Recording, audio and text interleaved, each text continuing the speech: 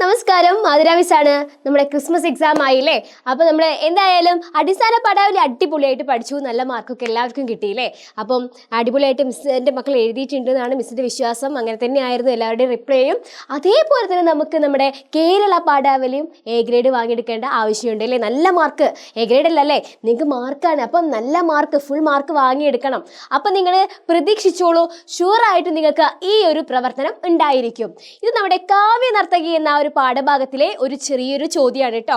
ചർച്ചാക്കുറിപ്പ് തയ്യാറാക്കുക എന്നുള്ള ആ ഒരു ചോദ്യം, ആ ഒരു പ്രവർത്തനം എൻ്റെ മക്കൾക്ക് വന്നിരിക്കും. അപ്പം അതെങ്ങനെയാണ് എഴുതേണ്ടതെന്ന് മിസ് പറഞ്ഞുതരാം, ശ്രദ്ധിച്ചിരിക്കുക കേട്ടോ. മിസ്സിൻ്റെ ഈ വീഡിയോ കാണുന്നവരെ മിസ്സിൻ്റെ വീഡിയോയ്ക്ക് ലൈക്ക് ചെയ്യുക, നിങ്ങളെ വിലപ്പെട്ട കമൻസ് അറിയിക്കുക. അത് മാത്രമല്ല ഫ്രണ്ട്സിന് ഇത് ഷെയർ ചെയ്ത് കൊടുക്കുകയും ചെയ്യുക. അപ്പം നമുക്ക് അധികം വൈകാതെ തന്നെ നമുക്ക് വീഡിയോയ്ക്ക് കിടക്കാം, ശ്രദ്ധിച്ചോളൂ കേട്ടോ.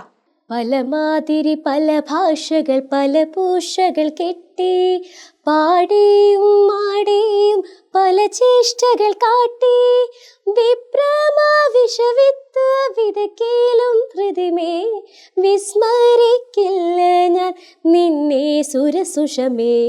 ഈ വരികളിൽ മലയാള കവിതയോടുള്ള കവിയുടെ താല്പര്യം എത്രത്തോളം പ്രകടമാകുന്നുണ്ട്? ചർച്ച ചെയ്ത് കുറിപ്പ് തയ്യാറാക്കുക. മക്കളെ, ഇങ്ങനൊരു ചോദ്യം വന്നാൽ ഏത് രീതിയിലാണ് ഉത്തരം തയ്യാറാക്കേണ്ടത്? നമുക്കൊന്ന് നോക്കിയാലോ. കാവ്യ നർത്തകി എന്ന ആ ഒരു പാഠഭാഗം നമുക്ക് കാണാപ്പാടായിരിക്കുകയാണ് അല്ലേ? നമ്മൾ പഠിച്ചതാണ്, അതിൻ്റെ ആശയം പറഞ്ഞതാണ്, പോരാത്തതിന് അതിലെ പ്രവർത്തനങ്ങളും കാര്യങ്ങളും ഒക്കെ സെറ്റായിട്ട് നമ്മൾ ചെയ്ത് പഠിച്ചതാണ്. അപ്പം ഇതിൻ്റെ ആൻസർ എങ്ങനെ എഴുതാം നോക്കിക്കോളൂ. പ്രാദേശികമായ വ്യത്യാസങ്ങൾ മലയാള ഭാഷയ്ക്കുണ്ട്. വടക്ക് കാസർഗോഡ് മുതൽ തെക്ക് പാറശാല വരെ മലയാളം ഭാഷാ ഭേദങ്ങളോടെയാണ് കാണപ്പെടുന്നത്. അതുകൊണ്ടാണ് കവി പല മാതിരി പല ഭാഷകൾ പല ഭൂഷകൾ എന്ന പ്രയോഗത്തിലൂടെ ഭാഷാ വൈവിധ്യവും സാംസ്കാരിക പാരമ്പര്യവും എടുത്തു കാട്ടുന്നത്. നമ്മളിപ്പോൾ മലയാളം ഭാഷയാണെങ്കിലും വ്യത്യസ്തമായ രീതിയിലായിരിക്കും പലരും പല ഭാഷകളും ഉപയോഗിക്കുന്നത് അല്ലേ? അർത്ഥം ചിലപ്പോൾ ഒന്നാണെങ്കിൽ പോലും വ്യത്യസ്തമായ രീതിയിലായിരിക്കും ഭാഷാ പ്രയോഗങ്ങൾ. ഈ പ്രയോഗം മലയാള ഭാഷയോടുള്ള കവിയുടെ അഭിമാനത്തെ വ്യക്തമാക്കുന്നുണ്ട്. മനസ്സിൽ വിഭ്രമ വിഷവിത്തു വീണാലും ദേവസുന്ദരിയായ മലയാള ഭാഷയുടെ മാധുര്യം താൻ മറക്കില്ല എന്ന് പറയുന്നതിലൂടെ ഭാഷയോടും കവിതയോടുമുള്ള തൻ്റെ അചഞ്ചലമായ സ്നേഹവും കവി വ്യക്തമാക്കുന്നു.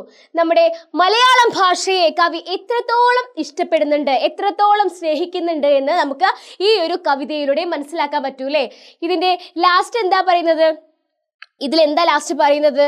യെസ്, മനസ്സിൽ വിഭ്രമ വിഷവിത്ത് വീണാലും ദേവസുന്ദരിയായ മലയാള ഭാഷയുടെ മാധുര്യം താൻ മറക്കില്ല എന്ന് പറയുന്നതിലൂടെ ഭാഷയോടും കവിതയോടുമുള്ള തൻ്റെ അചഞ്ചലമായ സ്നേഹവും കവി വ്യക്തമാക്കുന്നു അല്ലേ?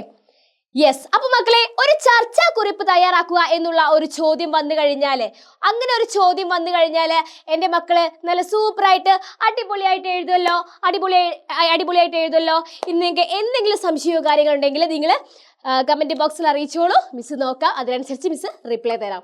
ഓക്കെ, അപ്പം ഇങ്ങനൊരു ചോദ്യം വന്നാൽ സെറ്റായിട്ട് എഴുതിക്കോളൂ. ഈ ഒരു ചോദ്യം പഠിച്ച് വെച്ച് പോയിക്കോളൂ, നിങ്ങൾക്ക് വന്നിരിക്കും. അപ്പോൾ വീഡിയോ ഇഷ്ടപ്പെട്ടാൽ ലൈക്ക് ചെയ്യുക, ഷെയർ ചെയ്യുക, നമ്മുടെ ഈ ഒരു ചാനൽ ഒന്ന് സബ്സ്ക്രൈബ് ചെയ്യുക. മാത്രമല്ല, ഈ എക്സാം എഴുതുന്ന എല്ലാവർക്കും ഓൾ ദി വെരി ബെസ്റ്റ്. അടുത്ത ദിവസം നമ്മൾ അടുത്തൊരു ടോപ്പിക്കായിട്ട് വരുന്നതായിരിക്കും. മക്കളെ, ബൈ.